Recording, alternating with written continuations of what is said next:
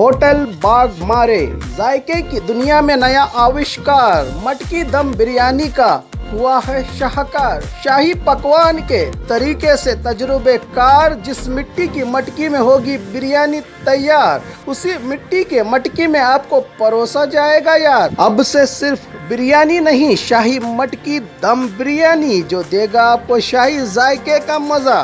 तो आइए अपनों के साथ या होम डिलीवरी घर बैठे मंगवाइए बीगोस के हाथ, opposite central bus stand, traffic signal, Bijapur.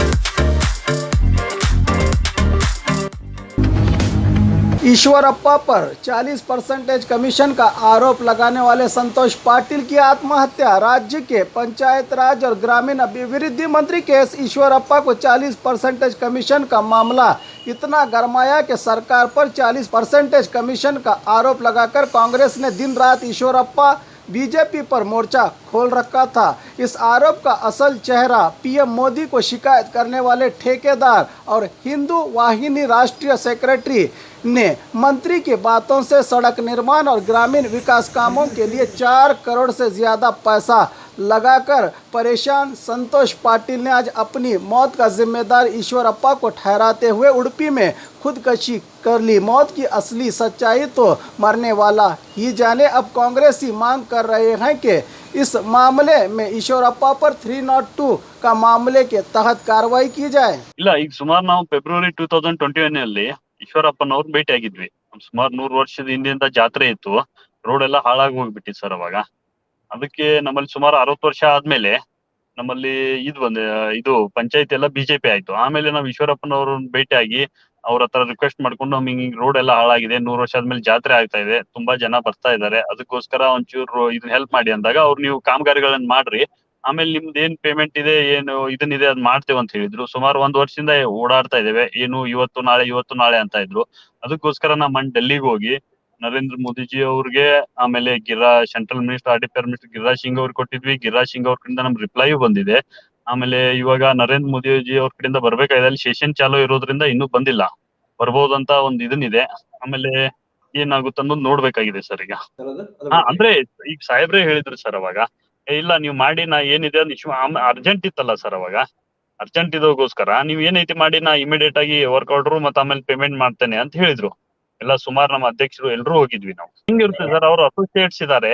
ಈಗ ನಮ್ದು ಆಗಿರ್ಲಿಲ್ಲಲ್ಲ, ನಾವ್ ಬೇರೆಯವ್ರದೆಲ್ಲ ಆಗ್ತಾ ಇತ್ತು, ಅವ್ರನ್ನೆಲ್ಲ ಕೇಳಿದ್ವಿ, ನಿಮ್ದು ಹೆಂಗಾಯ್ತು, ನಮ್ದು ಇನ್ನೂ ಆಗ್ತಾ ಇಲ್ಲ ಅಂತ. ಅವಾಗ ಅವರೆಲ್ಲ ಹೇಳಿದ್ರು, ಇಲ್ಲ ಈ ರೀತಿ ಹೋಗಿ ನೀವು ಇದೆಲ್ಲ ಮುಟ್ಟಿದ್ರೇನೆ ಆಗೋದು, ಇಲ್ಲ ಅಂದ್ರೆ ಆಗೋದಿಲ್ಲ ಅಂತ ಹೇಳಿದ್ರು ಸರ್. ಅವ್ರ ಅಸೋಸಿಯೇಟ್ಸ್ ಎಲ್ಲ ಇದಾರೆ ಸರ್. ಸುಮಾರು ನಾವು ಈಗ 15 ಲಕ್ಷ ಅವ್ರಿಗೆ ರಿಕಾರ್ಡ್ ಆಗಿದೆ ಈಗ ಅವ್ರ ಅಸೋಸಿಯೇಟ್ಸ್ ಇದಾರೆ ಸರ್. ಈಗ ಡೈರೆಕ್ಟ್ ಮಿನಿಸ್ಟರ್ ಹೆಂಗ್ ಕೇಳ್ತಾರೆ ಸರ್? ಈಗ ಅವ್ರ ಅಸೋಸಿಯೇಟ್ಸ್ ಇದಾರೆ, ಸುಮಾರು ಜನ ಇದಾರೆ, ಅವ್ರ ಕಡೆಯಿಂದ ಎಲ್ಲ ವ್ಯವಹಾರ ಆಗ್ತಾ ಇರುತ್ತೆ. ಈಗ ಸುಮಾರು ಟೋಟಲ್ ಈಗ ಓವರ್ ಆಲ್ ಆಗಿನೇ ಈಗ 40% ಬರ್ತಾ ಇದೆ ಸರ್. ಈಗ 40% ಬರ್ತಾ ಇದೆ ಸರ್. ಈಗ ಎಲ್ರದ್ದು ಓವರ್ ಆಗಿ 40% ವರೆಗೂ ಬಂದ್ ನಿಂತಿದೆ ಸರ್. ಈಗ ಬರುತ್ತೆ, ಇಂದು ನಾಳೆ ಬರುತ್ತೆ ಅಂತ ಹೇಳಿದಾರೆ. ಕಾಂಟ್ಯಾಕ್ಟ್ ಮಾಡಿದ್ವಿ ನಾವು, ಮೇಲ್ ಮಾಡಿದ್ಮೇಲೆ ಎಲ್ಲ ಸೆಷನ್ ಅಲ್ಲಿ ಬಿಜಿ ಇದಾರೆ. ಸೆಷನ್ ನಡೆದಿದೆ ಅಲ್ಲ ಸರ್ ಈಗ ಅಲ್ಲಿ. ಅವರು ಇವರೆಲ್ಲ ಇಲ್ಲ, PS ಎಲ್ಲ ಅವರು ನಿಮ್ಗೆ 1-2 ದಿವಸದಲ್ಲಿ ಬರುತ್ತೆ ಅಂತ ಹೇಳಿದಾರೆ ಸರ್. ಈಗ ಗಿರಿರಾಜ್ ಸಿಂಗ್ ಅವ್ರ ಕಡೆಯಿಂದ ನಮ್ಗೆ ಮೊನ್ನೆ ಬಂದಿದೆ ಸರ್ ರಿಪ್ಲೈ. ಇಲ್ಲ ಸರ್, ಏನಾಗಿತ್ತಂದ್ರೆ ಇವರು ನಳಿನಿಜಿನೂ ಇಲ್ಲಾಗಿದ್ರು. ಆಮೇಲೆ ಬೊಮ್ಮಾಯಿ ಸಾಹೇಬ್ರ ಕಡೆ ಹೋಗಿದ್ವಿ, ಅವ್ರ ಮನೆ ಹತ್ರ ಎಲ್ಲ ನಮಗೆ ಮೀಟ್ ಆಗಕ್ ಆಗ್ಲಿಲ್ಲ. ಆಮೇಲೆ ಅದಕ್ಕೋಸ್ಕರ ಇನ್ನು ಏನ್ ಮಾಡ್ಬೇಕನ್ನೋದು ಗೊತ್ತಾಗ್ದೇನೆ ಅಲ್ಲೇ ಡೆಲ್ಲಿಗೆ ಹೋಗಿ ಅಲ್ಲೆಲ್ಲ ಪ್ರೆಸ್ ಮೀಟ್ ಮಾಡಿದ್ವಿ. ಈಗ ಬೊಮ್ಮಾಯಿ ಸಾಹೇಬ್ರಿಗೆ ಮೀಟ್ ಆಗಕ್ ಹೋಗಿದ್ವಿ, ಅವ್ರು ಮೀಟ್ ಆಗ್ಲಿಲ್ಲ ಸರ್ ಅವಾಗ. ಅವಕಾಶನೇ ಸಿಗ್ಲಿಲ್ಲ ನಮ್ಗೆ. ಅಧ್ಯಕ್ಷರಿಗೂ ಮೀಟ್ ಆಗೋ, ಅವರು ಡೆಲ್ಲಿಯಲ್ಲಿದ್ರು, ಸೆಷನ್ ಸ್ಟಾರ್ಟ್ ಇತ್ತಲ್ಲ, ಡೆಲ್ಲಿಯಲ್ಲಿದ್ರು. ಅದಕ್ಕೋಸ್ಕರ ನಾ BL ಸಂತೋಷ್ ಅವ್ರಿಗೂ BL ಸಂತೋಷ್ ಜಿಗೂ ಭೇಟಿಯಾಗಿ ಬಂದಿದ್ದೇನೆ. ನಾನು ಹೇಳ್ತೇನೆ ಅಂತ ಹೇಳಿದಾರೆ ಅವರು. ಆಮೇಲೆ ಅರುಣ್ ಸಿಂಗ್ ಜಿ ಅವ್ರು ಭೇಟಿಯಾಗಿ ಬಂದಿದ್ದೇವೆ. ಅವರು ನಾನು ಡಿಸ್ಕಸ್ ಮಾಡಿ ಮಾಡೋಕ್ ಹೇಳ್ತೇನೆ ಅಂತ ಹೇಳಿದ್ದಾರೆ. ಪರಿಹಾರ ಆಗ್ಲೇಬೇಕಲ್ಲ ಸರ್. ಈಗ ನಮ್ ಪ್ರಧಾನ ಮಂತ್ರಿ ಅವರು ಬೇರೆಯವ್ರ ತರ ಅಲ್ಲ, ಇಡೀ ಜಗತ್ತಿಗೆನೆ ಒಂದ್ ಮಾದರಿ ಆದಂತ ಒಂದು ಮಾಡ್ತಾ ಇದಾರೆ ಇವಾಗ ಕೆಲ್ಸನ. ಯಾರಿಗೆ ಒಂದ್ ಬಾಟಲ್ ನೀರ್ ಟ್ರೈನ್ ಅಲ್ಲಿ ಬೇಕಾದ್ರೇನೆ ಇಮಿಡಿಯೇಟ್ ಆಗಿ ಸಿಗುತ್ತೆ. ನಾವು ಡೆವಲಪ್ಮೆಂಟ್ ಮಾಡಿದೇವೆ ಸರ್. ನಮ್ ಡೆವಲಪ್ಮೆಂಟ್ ಏನ್ ಮಾಡ್ಕೊಂಡಿಲ್ಲ, ಊರ್ ಡೆವಲಪ್ಮೆಂಟ್ ಮಾಡಿದ್ದೇವೆ. ಅವ್ರ ಕಡೆಯಿಂದ 100% ಆಗಿ ನಮ್ಗೆ ಸಿಗುತ್ತೆ ಅನ್ನೋ ಭರವಸೆನೂ ಇದೆ. ಅನ್ನೋ ಒಂದು ಬಹಳ ದೃಢವಾದ ಒಂದು ಅಚಲವಾದ ಇದನ್ನಿದೆ ಸರ್. ಅವ್ರ ಮೇಲೆ ನಂಬಿಕೆ ಇದೆ. ಮತ್ತೆ ಆಮೇಲೆ ನಮ್ಮ ಮುಖ್ಯಮಂತ್ರಿ ಸಾಹೇಬ್ರ ಮೇಲೇನು ನಂಬಿಕೆ ಇದೆ, ನಮ್ ಬಿಜೆಪಿ ಇವ್ರ ಮೇಲೆ ನಂಬಿಕೆ ಇದೆ. ಬಟ್ ಇವಾಗ ಇವ್ರು ಯಾಕೆ ಸಾಹೇಬ್ರು ಈ ರೀತಿ ಯಾಕೆ ಮಾಡ್ತಾ ಇದಾರೋ, ಹಿಂಗ್ಯಾಕೆ ಇದನ್ನ ಮಾಡ್ತಾ ಇದಾರೋ ಅನ್ನೋದು ತಿಳಿತಾ ಇಲ್ಲ ಸರ್. ಏನಿಲ್ಲ ಸರ್, ಈಗ ಏನ ಇವ್ರು ಮಾಡ್ಲೇಬೇಕು ಸರ್. ಈಗ ನಾವೇನ್ ಡೆವಲಪ್ಮೆಂಟ್ ಮಾಡಿದೇವಲ್ಲ ಸರ್, ಏನ್ ನಮ್ಮ ಮನೆ ಡೆವಲಪ್ಮೆಂಟ್ ಮಾಡ್ಕೊಂಡಿದೇವಾ? ಈ 4 ಕೋಟಿ ಇದೆ ಸರ್. ಈಗ ಟೋಟಲ್ ಓವರ್ ಆಲ್ ಆಗಿನೇ 40% ಕಮಿಷನ್ ಆ ರೀತಿನೇ ಬಂದಿದೆ ಸರ್. ಈಗ ಕೇಳೋದೇನು ಈಗ ಮತ್ತೆ ಯಾಕೆ ನಿಂತಿದೆ ಮತ್ತೆ ನಮ್ದು ಕೇಳ್ತಾ ಇಲ್ಲ ಅಂದ್ರೆ ಯಾಕೆ ನಿಂತಿದೆ ಹೇಳಿ? ಕೆಲ್ಸ ಮಾಡಿದ್ದಲ್ವಾ? ಬೆಂಬಲಿಗೆ ನಮ್ ಸಂಘಟನೆ ಇದೆ, ನಮ್ ಫ್ರೆಂಡ್ಸ್ ಇದಾರೆ. ಅಲ್ಲ, ಬೆಂಬಲಿಕ್ ಅನ್ನೋಕ್ಕಿಂತನೂ ಈಗ ಎಲ್ರು ಬೆಂಬಲ ಮಾಡ್ಲೇಬೇಕಲ್ಲ ಸರ್. ನಾ ಡೆವಲಪ್ಮೆಂಟ್ ಮಾಡಿದ್ದೇನೆ, ನೀವು ಸಹಿತ ನಂಗೆ ಬೆಂಬಲ ಮಾಡ್ಲೇಬೇಕು. ನಿಮ್ಮ ವಾಹಿನಿ ಅವರು ಎಲ್ರು ನಂಗೆ, ನಾ ಏನೇನು ಇದನ್ ಮಾಡೇ ಇಲ್ಲ. ಒಂದ್ ಊರ್ಗೆ ಒಂದ್ ಚೆನ್ನಾಗಿ ಒಂದ್ ಡೆವಲಪ್ಮೆಂಟ್ ಇದನ್ ಮಾಡಿರೋದ್ರಿಂದ ಎಲ್ರು ನನ್ ಬೆಂಬಲಕ್ಕೆ ಬರ್ಲೇಬೇಕನ್ನ ಎಲ್ರಿಗೂ ರಿಕ್ವೆಸ್ಟ್. ರೂಪಾಯಿ ದುಡ್ಡು ಬಂದಿಲ್ಲ. ಇದಕ್ಕೆ ನೇರ ಹೊಣೆ KS ಈಶ್ವರಪ್ಪ ಅವರು. KS ಈಶ್ವರಪ್ಪ ಅವರು ಅರೆಸ್ಟ್ ಆಗಬೇಕು. ಅರೆಸ್ಟ್ ಆಗೋ ಮಟ್ಟ ನಾವು ಬಾಡಿನೂ ತೆಗೆದಿಲ್ಲ, ಏನು ಅವ್ನಿಗೆ ನ್ಯಾಯ ದೊರಕಿಸ್ಕೊಡ್ಬೇಕು. ಮಧ್ಯಮ ವರ್ಗದ ಮನುಷ್ಯ 4 ಕೋಟಿ ರೂಪಾಯಿ ಕೆಲಸ ಮಾಡ್ತಾನಂದ್ರೆ ಅವ್ನು ಹೇಗ್ ಮಾಡಿರ್ತಾನ್ರಿ? ಅಲ್ಲೇ ಇಲ್ಲಿ ಸಾಲ ಸೋಲ ಮಾಡ್ಕೊಂಡು ಇರ್ತಾನ. ಮಾನನಷ್ಟು ಮೊಕದ್ದಮೆ ಹಾಕಿದಾರ್ರಿ ನಮ್ಮ ತಮ್ಮನ ಮ್ಯಾಗ. 40% ಕಮಿಷನ್ ಕೇಳಿದಾರ ಅವರು. ಎಲ್ಲ ನಿಮ್ಗೆ ಉಲ್ಲೇಖ ಐತಿ, ನಿಮ್ಗೆ ವಾಟ್ಸಪ್ ಎಲ್ಲ ನಿಮ್ಮ ಮಾಧ್ಯಮದ ಮುಂದೆ ನಾವು ಕೇಳ್ಕೋದಂದ್ರೆ ಈಶ್ವರಪ್ಪವ್ರನ್ನ ಅರೆಸ್ಟ್ ಆಗಬೇಕು, ನಮ್ಮ ತಮ್ಮಗೆ ನ್ಯಾಯ ದೊರಕಿಸ್ಕೊಡ್ಬೇಕು.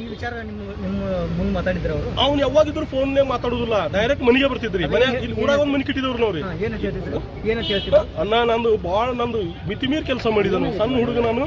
ಮಿತಿಮೀರ್ 4 ಕೋಟಿ ರೂಪಾಯಿ ಪ್ರಾಜೆಕ್ಟ್ ಕೆಲಸ ಮಾಡಿದ ನಾನು. 1 ರೂಪಾಯಿ ದುಡ್ಡು ಇಲ್ಲ, ನಾ ಹೋಗ್ತಾ ಇದ್ದನು 5,000 10,000 ರೂಪಾಯಿ ಕಿಸಿದಾಗಿ ಇಟ್ಕೊಳ್ಳೋದು, ಸುಮ್ಮನೆ ಹೋಗೋದು. 2-3 ದಿನ ಎಲ್ಲಿದ್ರು ಬ್ರದರ್ ಅವರು? ಅದೇ ಗೊತ್ತಲ್ಲ ಸರ್, ಯಾವಾಗಿದ್ರು ಅವನು ಬೆಂಗಳೂರಲ್ಲಿ. ಈಗ ನಿಮ್ಮದು ಮಾಧ್ಯಮದ ಮುಂದೆ ಉಡುಪಿ ಲೊಕೇಶನ್ ತೋರಿಸ್ತು, ಯಾವ್ದೋ ಲಾಡ್ಜ್ ಇದೆ ಅಂತ ನೋಡಿ. ನಮ್ಗಂತೂ ಇನ್ನೂ ಮಟ್ಟ ಕನ್ಫರ್ಮೇಶನ್ ಇಲ್ಲ. ನಾ ಬೆಳಗಿಂದ ಇದನ್ನ ಮಾಡ್ತಾ ಇದ್ದೇನೆ, ಮಾಧ್ಯಮ ಮಿತ್ರಗಳಿಗೆ ಏನ ಮಾತಾಡ್ತಾನೆ. ನಿಮ್ಗೆ ದಯವಿಟ್ಟು ಹೇಳ್ತಾ ಇದ್ದೇನೆ, ಮಾಧ್ಯಮದವ್ರಿಗೆ ನಿಮ್ಮ ಕೈ ಮುಗಿದು ಕಳ್ಕಳಿಗೆ ಇದಕ್ಕೆ ನಮ್ಮ ತಮ್ಮಗೆ ನ್ಯಾಯ ದೊರಕಿಸ್ಕೊಡ್ರಿ. KS ಈಶ್ವರಪ್ಪನವರು ಅರೆಸ್ಟ್ ಆಗ್ಲಿ, ಅವ್ರ ಸತ್ಯಾಸತ್ಯತೆ ಹೊರಬೀಳಲಿ. ನಿಮ್ಗೆ ಹೇಳ್ಬೇಕಂದ್ರೆ